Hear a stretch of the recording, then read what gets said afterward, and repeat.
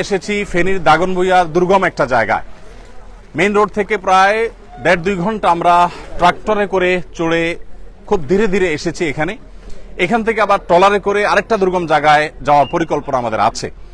তো ইতোমধ্যে আলহামদুলিল্লাহ আমরা দেখেছি যে ত্রাণ বিতরণের কার্যক্রম আমরা শুরু করেছি। এখানে একটা অরফান সেন্টার আছে, এই অরফান সেন্টারে যারা আশ্রয় নিয়েছেন তাদের মাঝে আমরা ত্রাণ বিতরণ করছি। ওদিকে পানি বেশি হওয়ার কারণে আমরা যেতে পারছি না, ওনারা কষ্ট করে এসেছেন এবং এখানে আমরা ধর্ম বর্ণ নির্বিশেষে প্রত্যেকটা মানুষকে ত্রাণ দিচ্ছি। এখানে যে জিনিসগুলো আছে এর মধ্যে চাল আছে, ডাল আছে, তেল আছে, সয়াবিন তেল আছে এবং লবণ এবং চিনি আছে।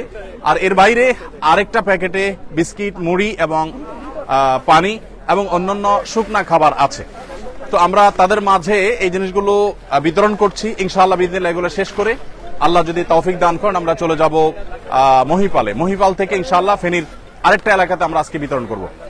গতকাল এবং আজ আমাদের যে সমস্ত ত্রাণবাহী গাড়ি এসেছে সেই ত্রাণবাহী গাড়িগুলোর মধ্যে থেকে এখানে এসেছে 2টি গাড়ি, ফেনীতে গিয়েছে 2টি গাড়ি, কুমিল্লা গিয়েছে 3টি গাড়ি, আর লক্ষ্মীপুরে গিয়েছে 1টি গাড়ি। এখানে একটা গাড়ি এসেছে দুঃখিত, এখানে একটা গাড়ি, নোয়াখালীতে লক্ষ্মীপুর একটা গাড়ি, ফেনীতে 3টা গাড়ি এবং কুমিল্লাতে 3টা গাড়ি।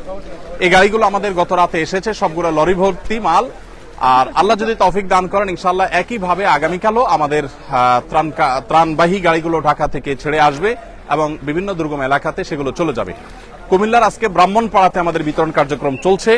আর লক্ষ্মীপুরের টুমচর মাদ্রাসাকে কেন্দ্র বানিয়ে লক্ষ্মীপুরের কমলনগর, রামগতি যে সমস্ত এলাকাগুলো প্লাবিত হয়েছে টুমচর মাদ্রাসা থেকে সে সমস্ত আলহামদুলিল্লাহ আমরা দেখতে পাচ্ছি বিভিন্ন বয়সের মানুষ আছেন, মহিলারা যারা আছেন তাদের